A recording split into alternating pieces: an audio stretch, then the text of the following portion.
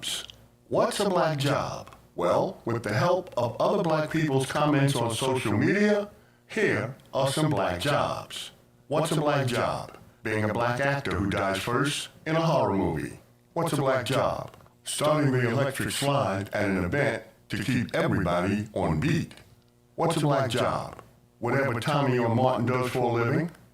Hey, come on, that's funny. I don't care what you say, that's funny. What's a black job? Yelling, "World Star! World Star!" when a fight breaks out. What's a black job? Selling EBT? What's a black job? Selling incense, oils, bean pies, stuff like that. What's a black job? A pot liquor distributor. Okay, I don't care what you say, that's funny too. What's a black job? Keeping your mouth shut after you hit the number. What's a black job? Any job a black person can apply for. And for my Hispanic sisters and brothers, what's a Hispanic job? Any job that a black person won't do. Now, in all seriousness, all this about what's a black job may have sounded funny, but when you really look at the situation, it's not funny. I hope you understand what I'm saying. You've been listening to UNNWA, Urban Network News with Attitude. For more news and information, visit our website at myunn.net. And while you're there, click the Afric Air coin picture and check it out. That's the Afric Air coin picture on our website at myunn.net. All right. So that was Urban Network News. For you, those of you that joined, and I just got the streaming going late, I wanted to let you know that we're going to be on today with a pre-recorded show. We have some technical difficulties that I can't run the video that I want to run, so we're going to run a pre-recorded show for you today.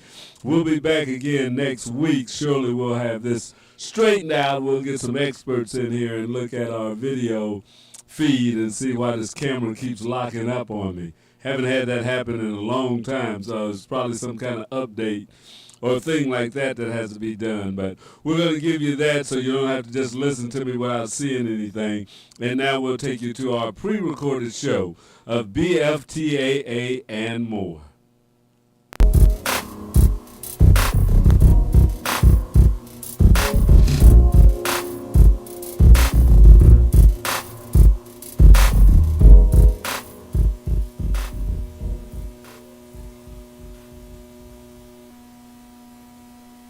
All right. Oops. Okay. Let me get this. Sorry about that. All right. Welcome to today's BFTAA and more. Got to stop my feedback loop. Yes, I'm your host, Louis George Walker, coming to you right now live and in living color in Kansas City. This is the BFTAA and more show from KUAW Radio. KUAW stands for Knowledge, Understanding, and Wisdom. Yes, we're broadcasting from the W.E.B. Du Bois Learning Center, 4510 East Linwood Boulevard. This is a partnership of the Black Family Technology Awareness Association and the W.E.B. Du Bois Learning Center, who came together and formed this radio station called Knowledge, Understanding, and Wisdom, KUAW for short. You can find out about this station and more information if you go to our website, kuaw.org. You can also listen to us 24 hours a day, 7 days a week.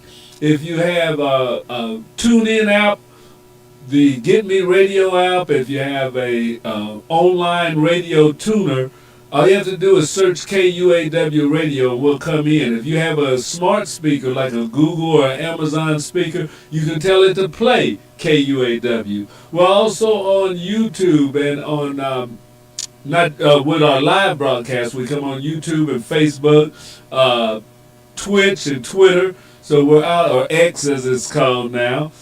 We come out on those when we do live shows, so you can see our live broadcast from there. But our radio shows are on 24 hours a day. We play some blues, some old school music, play a lot of news and information and things that you can hear podcasts from around the country and some syndicated shows. So check us out. Go to Google and just put in KUAW Radio and you'll find us. We're on a whole lot of platforms. And if you have an Apple or Roku television, you can go in there and search KUAW, and you'll find us. Yes, we broadcast on a lot of platforms, and we'd be glad if you would start listening to us from some. If you like blues, if you like old school music, how about smooth jazz? We got all of that right here at KUAW Radio. So thank you for joining today, and continue to join. You can also look on our YouTube page for past shows and other shows that we do live. If you go to KUAW Space Radio on YouTube and then look at the playlist, we have a lot of our past shows going back 4 or 5 years of KUAW broadcasts. And we love it if you go in there and check out some of the shows that were on earlier, some of them that are not on anymore, but we still have them archived, so you can pick up shows from a lot of different people that have worked at this station. We also are an all-volunteer station, so you can come and join us if you'd like to help out, if you'd like to learn about broadcasting, if you have a show idea that you'd like to develop, if you have a podcast or something that you'd like to put on. Contact us at KUAW Radio. You can dial us up on 816-599-6893. That's 816-599-6893. Or you can email us at kuaw985@gmail.com.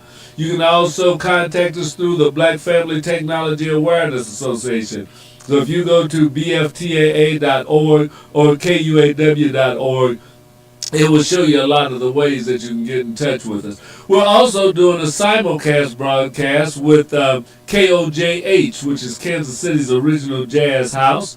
And you can pick us up if you're in the Kansas City area on 100.5 FM, low-power FM radio station. So we're a lot of ways that you can listen to KUAW Radio, and we hope that you'll pick one and let us know what you think about it. We'd love to hear from you. Let us know how we're doing. Let us know if you like the station, if you don't like the station, if you want to hear something different or something new or something old. Just get in touch with us. We'd love to hear from you and discuss what we're doing and how you can be a part of KUAW Radio. Well, it's summertime now in Kansas City and all across the country.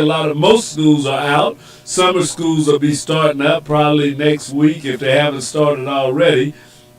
And there's a lot of things that we can do in the STEM field. Now, we're about science, technology, engineering, and mathematics, STEM. STEM programs are things that we are interested in getting to the community, getting to our young people, also in getting to our families, because everybody needs to be learning more about this new technology. Well, it's not even new anymore, but about the technology innovations that are coming from having high-speed internet access, also by having a laptop or some type of computer in your home, learning how to use those better so that you can improve your standard of living.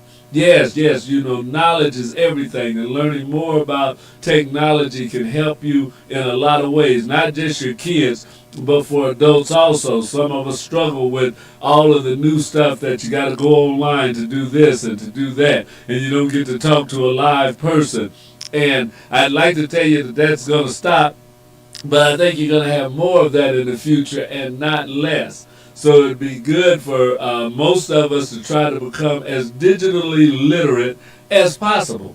Learn a little bit about the computer. Learn how to access things, some of the terminology that is used that sometimes throws us off because we just don't understand what they're saying and the way they say it. Because when you start talking technology, talking when the computer's saying hit a backspace and slash, forward slash, backward slash, that's Greek to a lot of people, and we don't know about it and how to use our screens, how to navigate with the mouse or with a touch screen.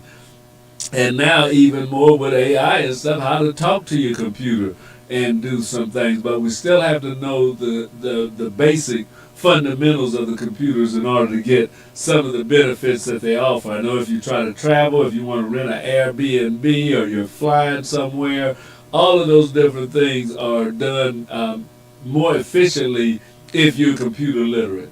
So think about that. We have, from time to time, we do workshops and classes for adults that want to learn more about basic computing, and we will definitely be placing that up on our Black Family Technology Awareness page and on our Facebook page as we open up classes like that will give you more information. We work with our young people. We have a robotics team. We have a drone program that kids from 9 years old to 18 can get involved in. We like to do that.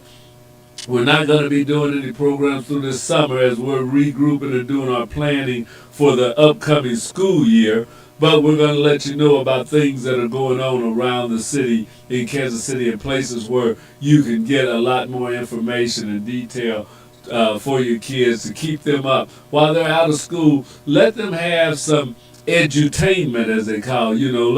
Let them learn while having fun. Put them in things that stretch their mind, even through play, because the kids learn a lot through play.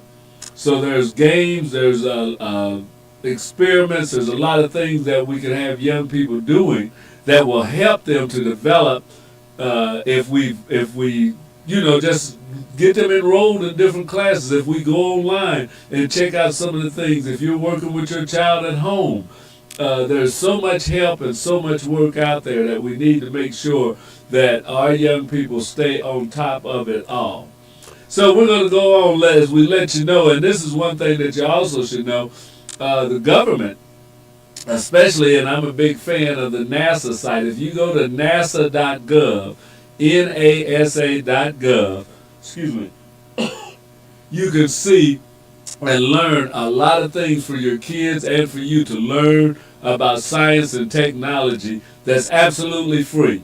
They have experiments, they have webinars, they have classes. There's so much on the NASA site that can help you, and you can get your kid involved in it, and they can learn and do some fun things on it.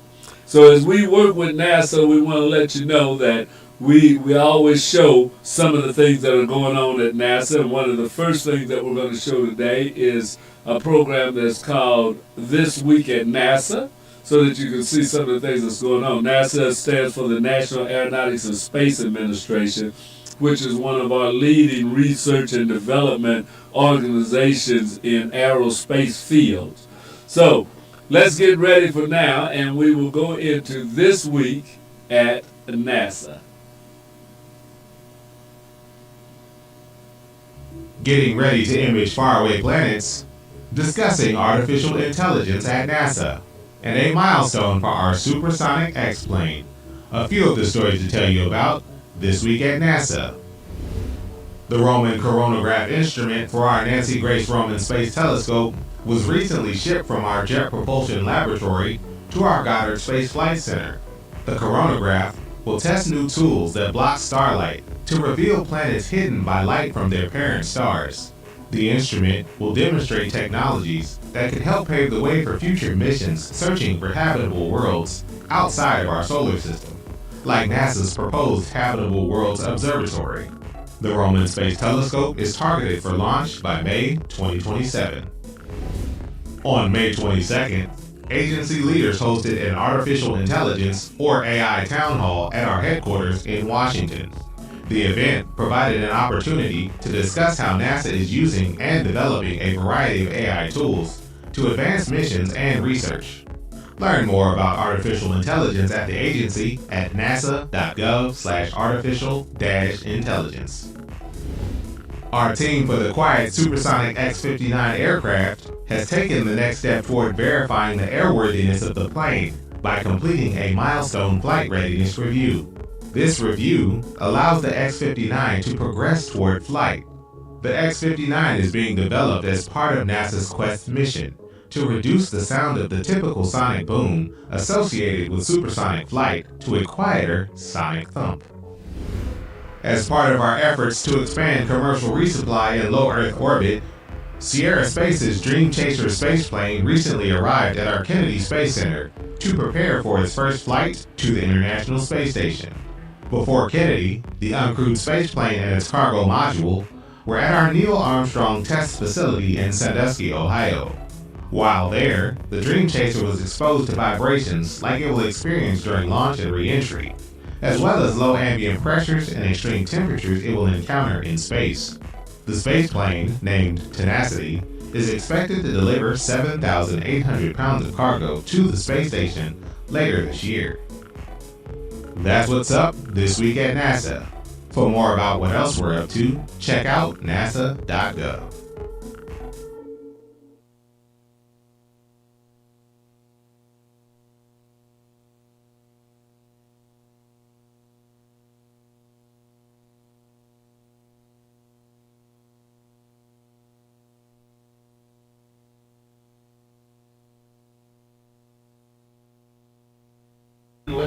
The spacecraft? You would cut that more than in half.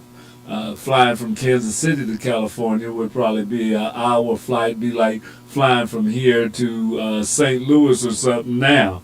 So those are all the innovations, and that's what NASA's about, research and development. So we're going to go a little bit more now and look at what's going on in the space station at NASA with NASA's program called Space to Ground. Let's check that out. Here we go.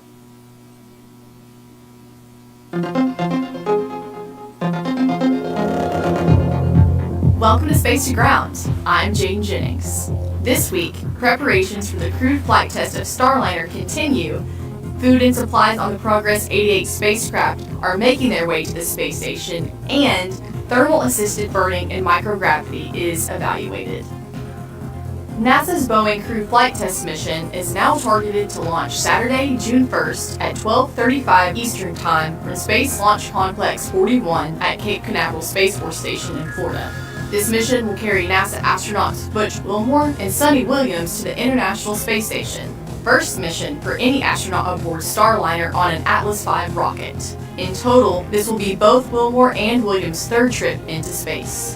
The CFT Starliner mission is a vital step in showcasing the spacecraft's capabilities and will help to certify it as a long-standing spacecraft for long-duration space missions. The Progress 88 Roscosmo cargo spacecraft, carrying about 3 tons of food, fuel, and supplies for the Expedition 71 crew, is on its way to the space station.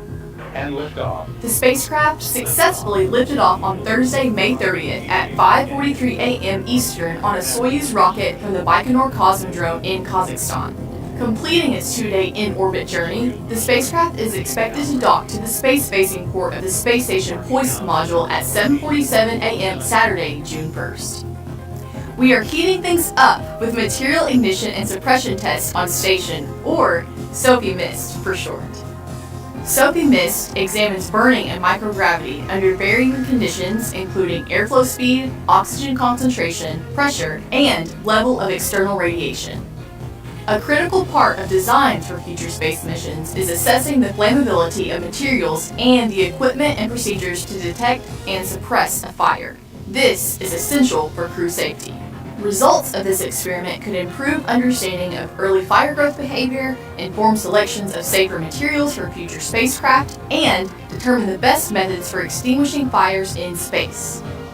You can keep up with the science and current crew on board station by following us on social media at NASA_astronauts, at AstroGenet, and at ISS_research. And that's Space to Ground for now. Thank you so much for watching.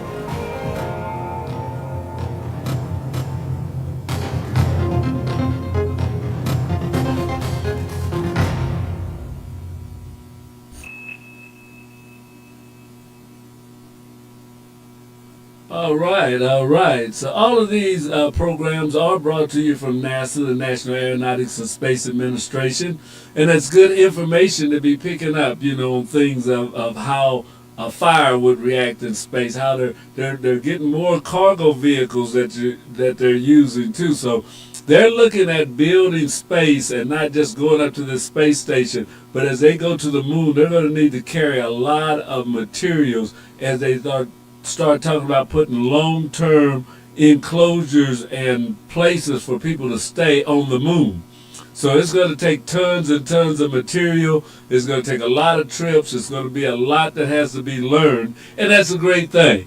I'd like to go to the moon myself one day and check it out, just to walk around in near weightlessness and see what that would be like. Might get a chance, who knows, y'all write my name in next time they put up something for civilian to go into space. I'll take them up on it. But no. We want to go ahead and keep going with what's going on in space. And there's one thing to talk about the space station and the travel into space. The other thing is what's out there. What do we know is out in space right now that we can be checking out? Well, we've got a lot of high-powered space telescopes, radio telescopes, and doing a lot of deep space work.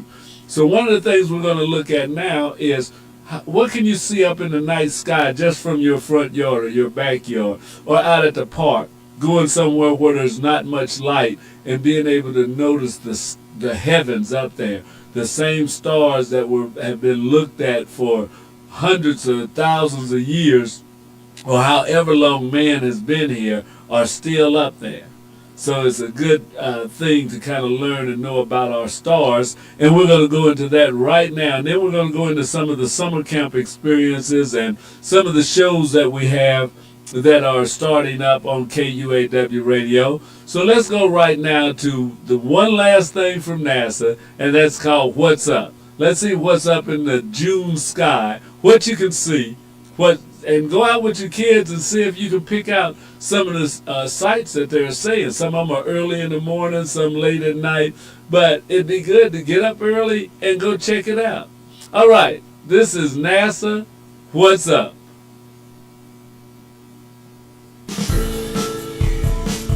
What's up for June? Saturn and Mars meet up with the moon. Jupiter returns at dawn.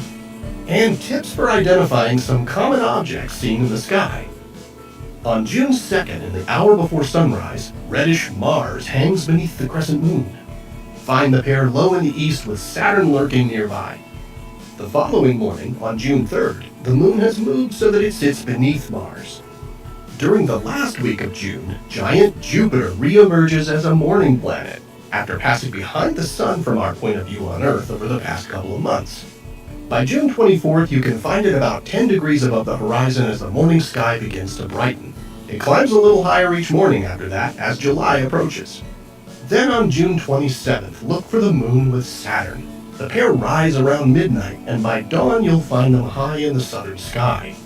They appear super close together this morning, close enough to appear in the same field of view through binoculars. When you spot bright or moving objects in the night sky, it might not be immediately clear what you're looking at. Is that a planet or just a bright star? Is it a satellite or maybe just an airplane? Here are a few quick tips on how to tell the difference. First, there are 5 planets that are easily observed with the unaided eye.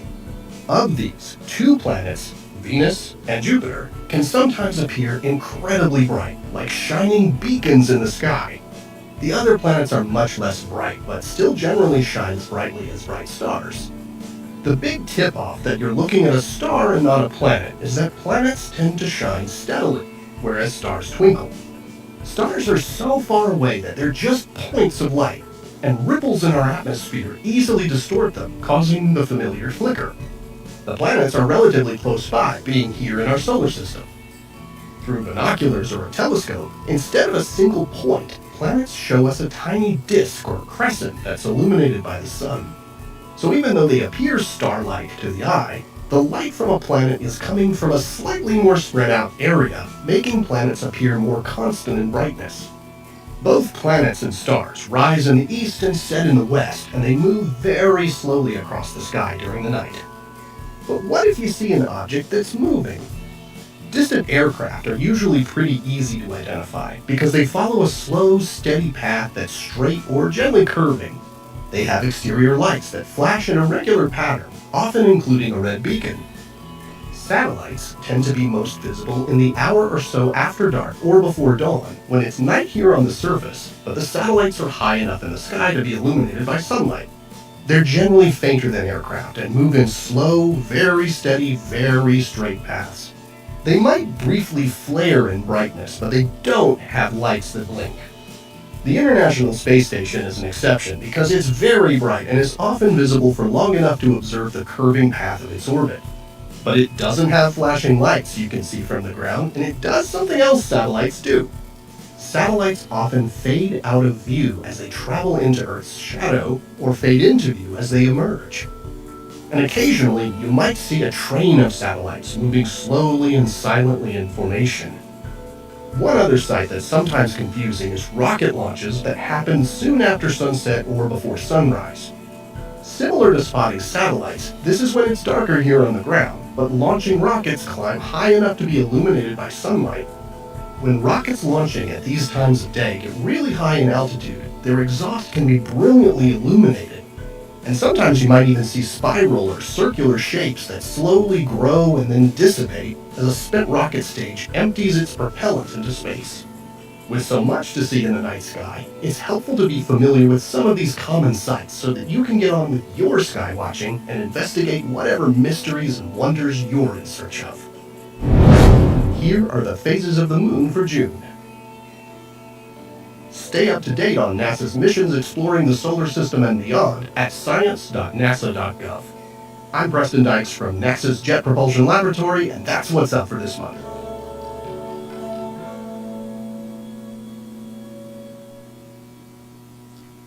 All right. That's all the information we have from NASA for this week, and we're glad that, and hopefully, that you take some of that in and either share it with other people or with your kids, that they can see and check out some of the things that are going on. And like I said, if you go to the website, nasa.gov, there's even more information there. They've got a lot of great stuff, a lot of activities that kids of all ages can take part in, experiments that they can perform with household things or relatively inexpensive items right at home.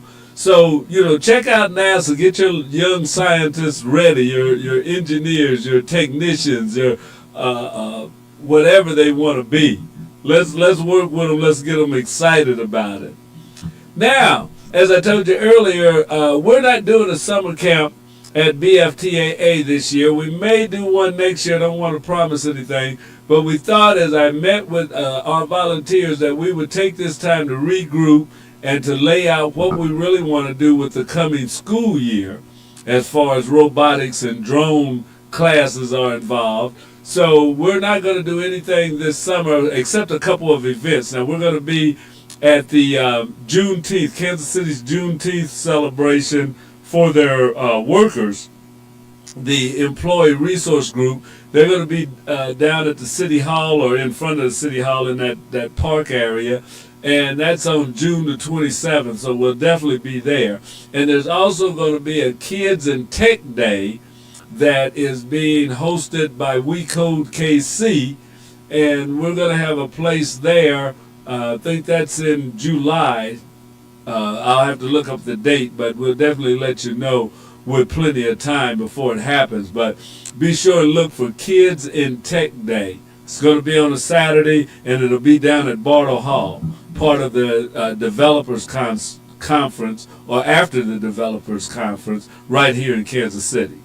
So these are things that we need to know, and you need to go and take your kids to, if you haven't been to Science City, take them to Science City. They have camps and things down there, and just going through it on any given day is exciting. There's a lot to do. Now, it does cost you, but it's well worth it. And if you get with an organization, maybe the Boys and Girls Club or any other organization, I know we have taken kids down to the Science City exhibit from BFTAA so that they can see and experience these different things. We have to open the young people's minds so that they know that there's something to strive for, that there's a lot going on that they could be involved in. I mean, you can't want to be something that you don't know exists. So as we get them around science, as we get them around technology, their eyes light up, the brain cells will start firing, and they may say, hey, this is pretty cool. I'd like to learn more about this. I want to do. Some may say, I want to do this for a living. And the networking they do, the people that they meet, the people that sometimes put on or run these different exhibits and stuff, they usually don't mind talking with young people and encouraging them to learn and to do more. So get your child out to any kind of technology event that's going on for youth around the city and let them see what's going on. Now, there's going to be a lot of camps going on. So I got this from the KC STEM Alliance, that the Black Family Technology Awareness Association is a member of the KC STEM Alliance. And there are some summer camps I wanted to let you know about. One of the ones that is going on, they're right down located on Paseo in the historic well, they're not in the 18th and Vine District, but the Jazz area. They're right on 16th, I think it's 16th and Paseo, and that is a STEAM Village. That's ASTEAM, a STEAM. So a STEAM Village is having a summer camp, and it's all about aerospace, the aerospace experience. The STEAM Village summer camp theme for 2024 is space, and includes numerous out-of-town field trips to sites ranging from the Cosmosphere in Hutchinson, Kansas, to East Coast sites, including the Smithsonian Air and Space Museum or Aerospace Museum, the Virginia Space Flight Academy, and more, with different tracks for kids for ages 8 to 10 and 11 to 15. The summer camp enables learners to explore the world of robotics, video game design, rocketry, drones, aerospace, alternative energy, and many more science, technology, engineering, arts, and math challenges. So that's a STEAM Village that's having an aerospace experience summer camp. Contact the STEAM Village to get more information on when that camp is starting and getting your child involved. There's also the American Royal Agriculture or AG STEM Camp. The American Royal STEM Camp is a 3-day camp for middle school students in late June. Students will participate in discussion and hands-on activities directly connected with the ag industry and ag careers. Daily themes include plant, animal, and ag technology, and they will introduce campers to a broad spectrum of STEM and agriculture. So even if you're working on the farm, that doesn't get you away from STEM. They're using computers and technology probably a lot more advanced than we use in our homes and around, because, you know, to irrigate plants, to milk cows, to keep track of the weather, and robotic tractors, all of that. So the American Royal AG STEM Camp is going to be going on. You may want to get your child involved and over to it. Now, Barstow School is having some summer camps. Summer at Barstow will include more than 50 STEM-themed camps at Barstow School. That's located at 11511 State Line Road in Kansas City. Go to their website or check out the STEAM Villages. They got a link you can click on to see more of what kind of summer camps the Barstow School is having. Also, we want to tell you about Burns and McDonnell, big engineering firm, one of the biggest engineering firms in the world, headquartered right here in Kansas City. And they have experienced Future You. And that's a free, absolutely free, don't cost you nothing, free summer STEM academy. Students will engage with experienced engineers, architects, and construction professionals during the week of June 12th through the 16th. So they may have it full up now, don't know, but see if you can contact Burns and McDonnell. Starting June 12th through the 16th, there's a camp called Future You that they're going to be having. Then there's Camp Invention. Okay, Camp Invention.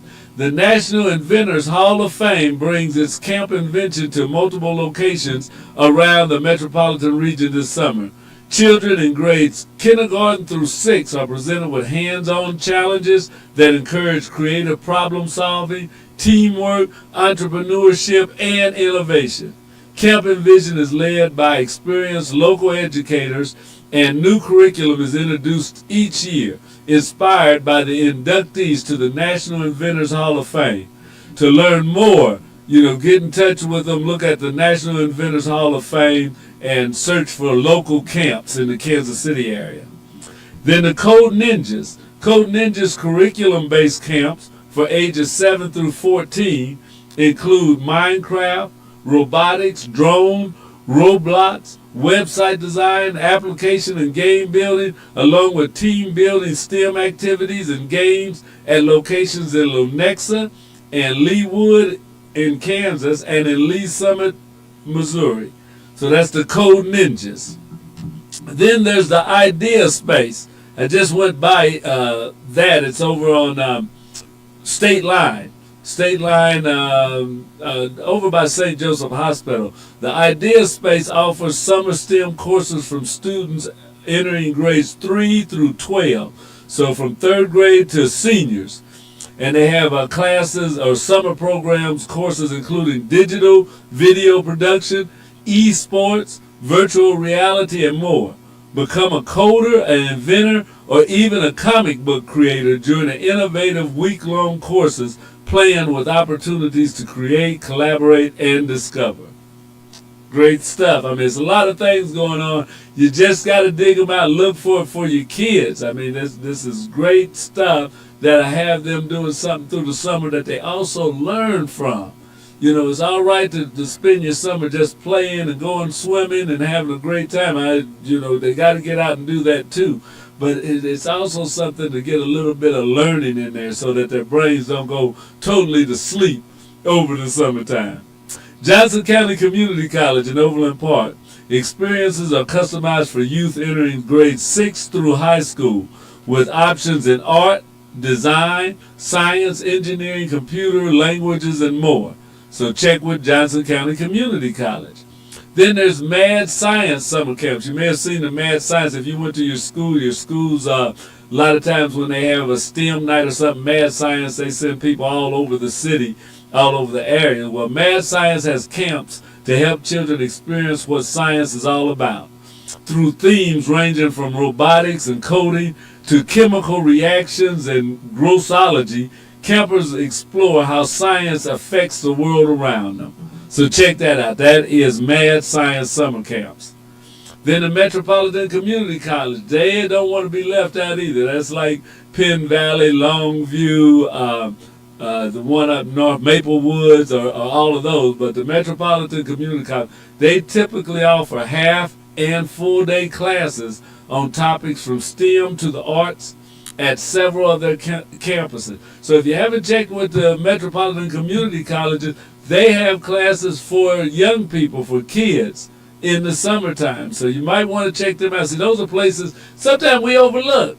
And a lot of them are starving to get kids to come into these camps. So check out, go online to MCC, Penn Valley, Longview, Maple Woods, any of the community colleges and say, hey, what do y'all got for the summer? Or look on their webpage if you're computer savvy and see what they have. The University of Missouri, KC, they will be offering, the School of Science and Engineering will offer a cybersecurity camp for the 2024 summer.